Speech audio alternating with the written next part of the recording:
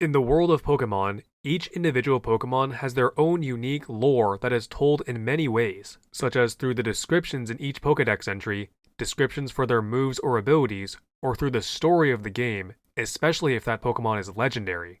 Now, a lot of the time, there's synergy between how the Pokémon functions thematically and how that translates to actual gameplay functionality. For example, the main story of Ruby and Sapphire revolved around the extreme weather conditions set by the legendary Pokémon Groudon and Kyogre, as both of these Pokémon are known to have the power of setting extreme weather evident in their Pokédex entries. This translates to gameplay functionality very well, as they have Drought and Drizzle, abilities that cause sun and rain in battle, which provide very useful effects. Unfortunately, not all lore-based mechanics translate well to gameplay functionality, which is what we will be discussing in this video. Now, I personally love the idea of a Pokemon's lore being incorporated into its gameplay somehow, but due to the way that Pokemon battles are structured, a lot of the time they tend to fall apart. These lore-based mechanics were designed with a Pokemon's lore in mind, not with their gameplay functionality in mind. Because of that, they tend to only work against a specific Pokemon, have underwhelming effects, or are just very situational for them to actually be useful in a normal game.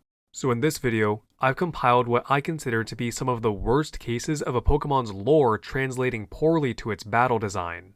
I'll explain generally what that Pokemon's lore is based off of its dex entries and any other relevant areas, as well as how I would fix the mechanic where applicable. Starting off, we have Kadabra and Alakazam's signature move, Kinesis.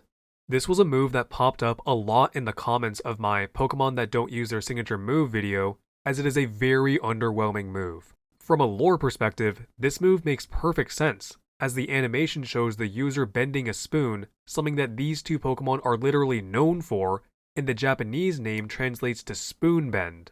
However, being an 80% accurate status move that lowers the target's accuracy by one stage is not worth it. There's so many ways that this move could have been changed to actually be useful, so here's just a few suggestions.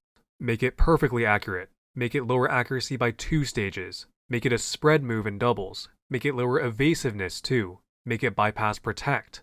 Or make it not a status move at all, but rather a psychic type attacking move that deals super effective damage against steel types, as the move literally involves bending metal with your mind. Next, we have Genesect's signature move, Techno Blast. This is a 120 base power, 100% accurate, special attacking normal type move that changes type depending on what drive Genesect is holding. Electric for the shock drive, fire for the burn drive, ice for the chill drive, and water for the douse drive. From a lore perspective, this is really cool. Genesect is a Pokemon that was artificially altered by Team Plasma, where they attached a cannon to its back, allowing it to have a powerful move that can change type. The thing is, this move kinda sucks competitively, and Genesect hardly ever uses it. The main issue is that you're giving up your item slot to change the type of a move that's not even stab. 120 base power is good, but Genesect just has way better options it would rather use. Changing the type of one move does not incentivize Genesect enough to want to give up its item slot. They could have done so much more with items that change a Pokemon's form, and let me give you an example, Ogerpon. Ogerpon is a Pokemon that does this very well, as giving it a different mask not only changes the type of its signature move, but it gives it an additional type, a different ability, a different effect for its Terrasilize ability, and a passive 20% power boost. Give Genesect some sort of power boost when it changes form, or a new typing, or a different ability, or something. Because just changing the type of one move is not worth giving up your item slot, even if that one move is very powerful.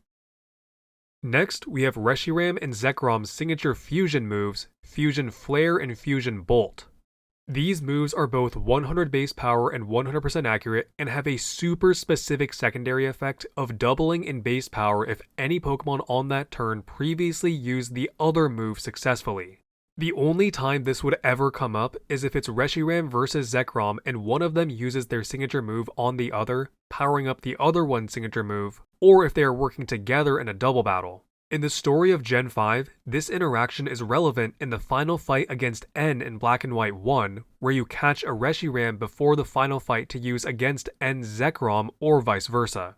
It still doesn't really make sense to use either of these moves though, since Reshiram and Zekrom are both Dragon type, thus resisting fire and electric, meaning that the double damage will pretty much just be neutral damage.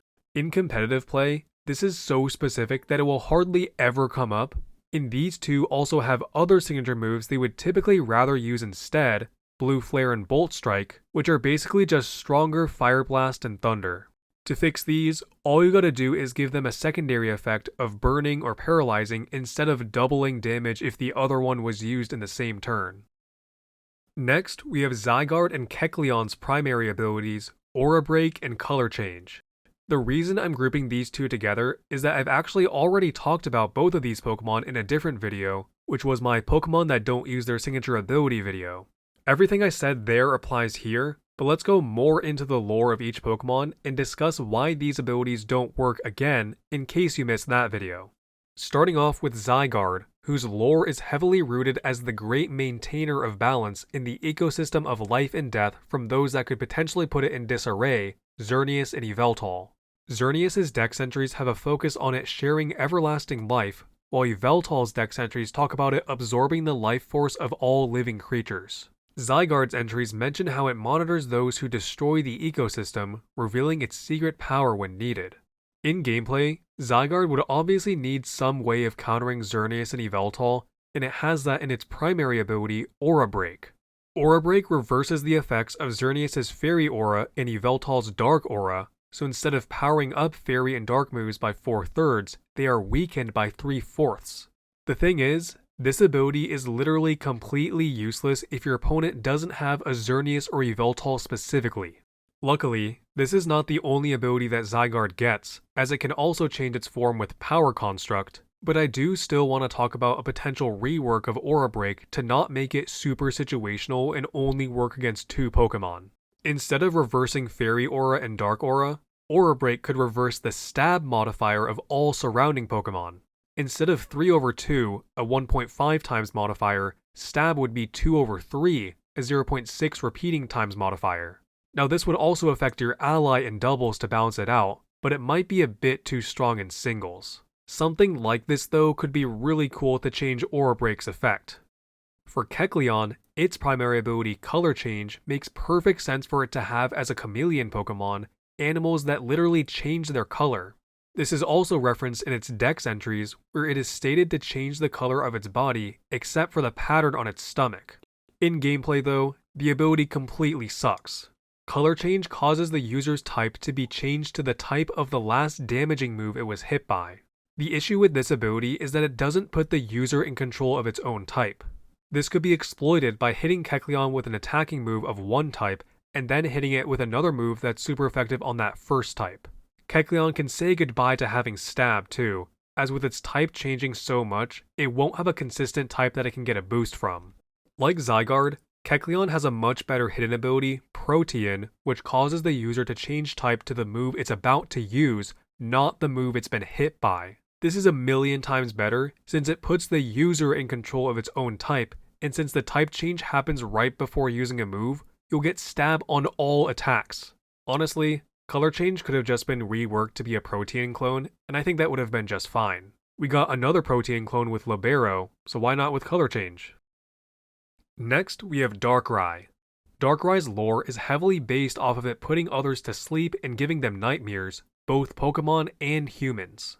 According to the Pokédex though, it seems that Darkrai does this more for the sake of self-defense rather than its own malice intent. Its black and white entries state that to protect itself, it afflicts those around it with nightmares. However, it means no harm. Its X entry states that it chases people in its territory by causing them to experience deep, nightmarish slumbers. It seems that whenever the moon is not out though, Darkrai does a little more harm than just self-defense, as is made apparent in its Shining Pearl and Legends Arceus entries. Now how does this translate to gameplay?